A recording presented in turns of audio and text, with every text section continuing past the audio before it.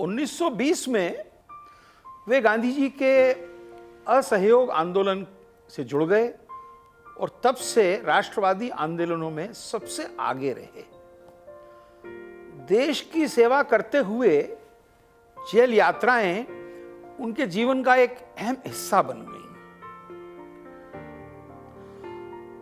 मिश्र जी 1937 और 1946 में केंद्रीय प्रांतों के मंत्री भी रहे।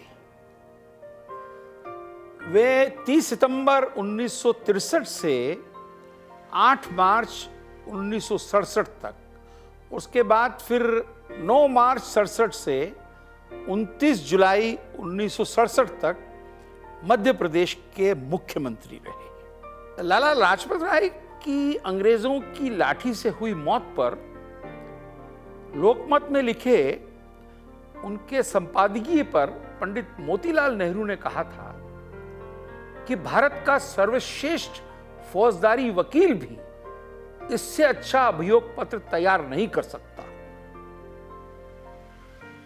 जवाहरलाल नेहरू से मतभेद के कारण मिश्र जी को करीब 13 सालों तक राजनीति से दूर रहना पड़ा।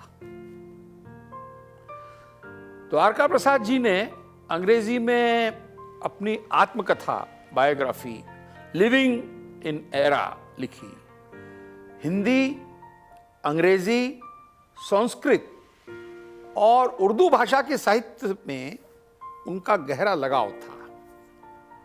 संस्कृत कवियों और उर्दू के शायरों के हिंदी अनुवाद को करके उन्हें काफी रस मिलता था। द्वारका बाबू ने 1954 से 1964 तक सागर विश्वविद्यालय के कुलपति के रूप में कार्य किया। उनके विद्यावसन के संबंध में कहा जाता था कि विश्वविद्यालय के किसी प्राध्यापक या विद्यार्थी से अधिक उसके कुलपति अध्ययनरत रहते हैं। पंचमढ़ी, जो मध्य प्रदेश की ग्रीष्मकालीन राजधानी होती थी, उससे मिश्र जी को बहुत लगाव था। आपने पचमढ़ी में कई स्थानों को नाम दिए, जिसमें एक जगह का नाम दिया स्कैंडल पॉइंट। जब आपसे पूछा गया कि ये नाम क्यों दिया गया है, तो आपने बताया कि इस जगह पर ही श्रीमती इंदिरा गांधी ने अपनी बहू मेनका गांधी के बारे में कई बातें बताई थी, जिससे वो बड़ी आहत थी और बहुत दुखी थी। इसलिए मैंने इस जगह का नाम स्कैंडल पॉइंट दिया। टीपी मिश्रा साहब से मिलने आचार्य रजनीश अक्सर आते रहते थे और मिश्रा जी उनकी बहुत प्रशंसा भी करते थे और उनसे घंटों आध्यात्मिक चर्चा भी करते थे। आचार्य रजनीश, जो बाद में विश्व में ओशो के नाम से मशहूर हुए। द्वारका प्रसाद जी के जबलपुर घर का नाम उत्तरायण है। बच्चों ने एक बार पूछा कि दादा, गुरुदेव रविंद्रनाथ टैगोर के घर का नाम भी उत्तरायण है, क्या आपने उनके नाम को देखते हुए इसका नाम रखा है? तो मिश्रा जी ने कहा कि नहीं, सत्य में मुझे मालूम नहीं था कि गुरुदेव के घर का नाम भी उत्तरायण है। कभी आपने पूजा पाठ तो की नहीं, परंतु कृष्णायन जैसा महाकाव्य ग्रंथ कैसे लिख दिया? मिश्रा जी ने कहा कि बहुत उत्सुक थे कि कृष्ण उज्जैन क्यों गए, और इसी विषय पर रिसर्च करते करते उन्होंने ये महाकाव्य लिख दिया। मिश्र जी जब मुख्यमंत्री बने मध्य प्रदेश के, तो उन्होंने अपने बड़े बेटे की एक अच्छी खासी चलती दुकान बंद करवा दी। ये दुकान भोपाल में हमीदिया अस्पताल के बाहर जानकी फार्मेसी के नाम से थी। मिश्र जी नहीं चाहते थे कि कोई ये आरोप लगाए कि दवाइयों की सरकारी खरीद या हमीदिया अस्पताल की जरूरतें जानकी फार्मेसी में पूरी की जा रही हैं। मिश्र जी कहते थे, राजनीति करने वाले लोगों को कभी व्यापार नहीं करना चाहिए। साथ ही राजनीति में शीर्ष पर बैठे लोगों को व्यापारियों को राजनीति में नहीं आने देना चाहिए।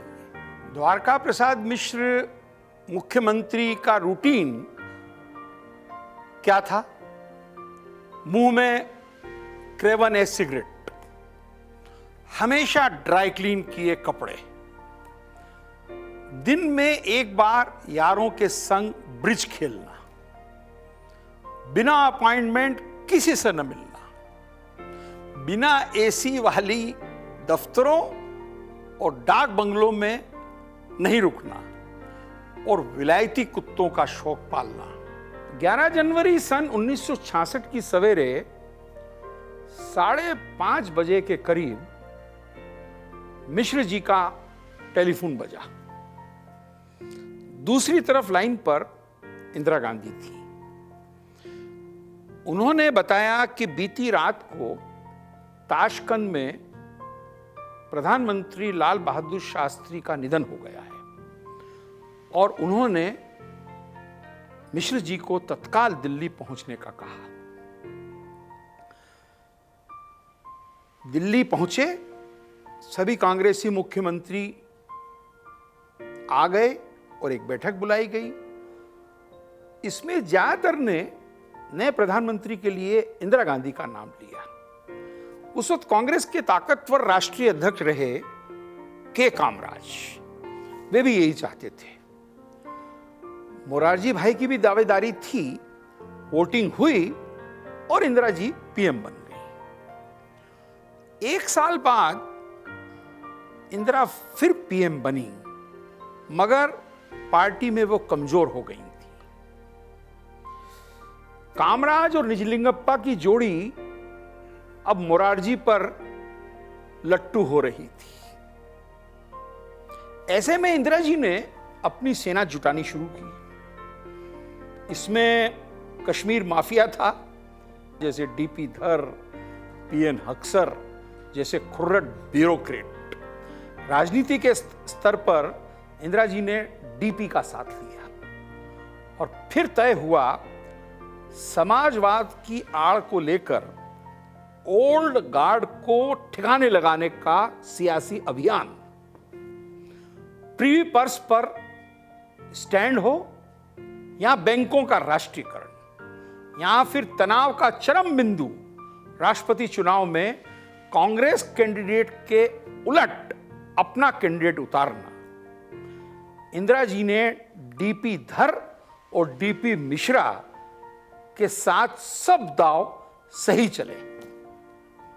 1972 तक तो इंदिरा गांधी के राजनीतिक सलाहकार के तौर पर मिश्र जी काम करते रहे, मगर फिर आया संजय गांधी का युग और यहीं से इंदिरा जी और डीपी मिश्र के रास्ते अलग हो गए। 1966 की मई जून के तपते महीनों में पंचमढ़ी में योग कांग्रेस का एक अधिवेशन हुआ। यहां डीपी मिश्रा ने निशाना साधा रजवाड़ों पर। बोले, ये रजवाड़े कभी भी कांग्रेस के नहीं हो सकते, क्योंकि मूलतः ये लोग लोकतंत्र विरोधी हैं।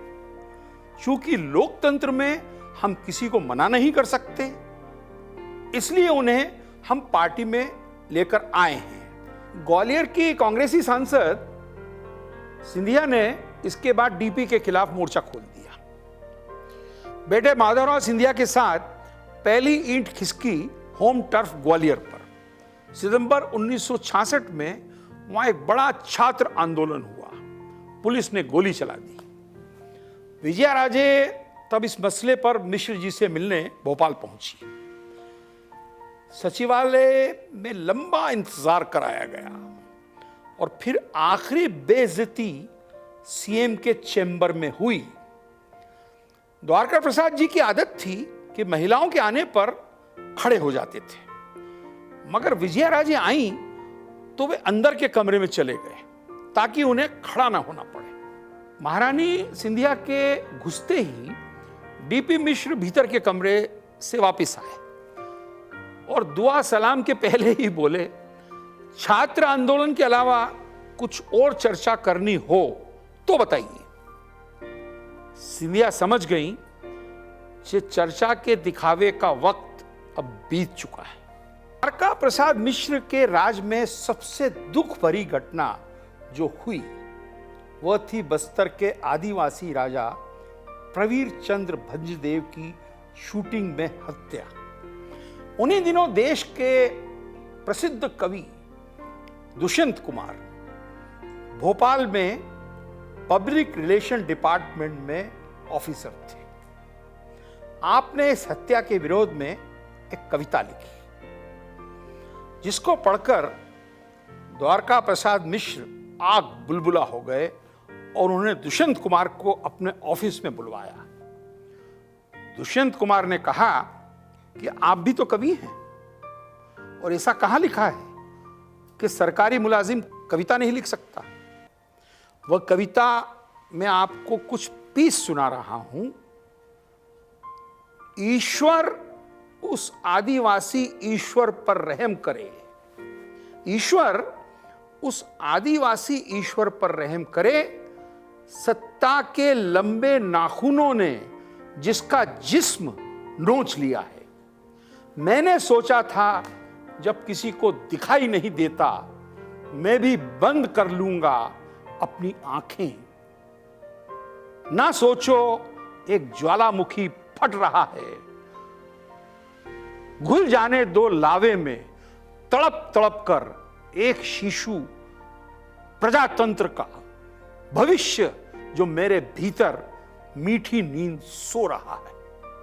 यह थे मध्य प्रदेश के लौह पुरुष द्वारका प्रसाद मिश्र। इंडिया न्यूज और मध्य प्रदेश फाउंडेशन की पहल। धन्यवाद, बहुत बहुत शुक्रिया।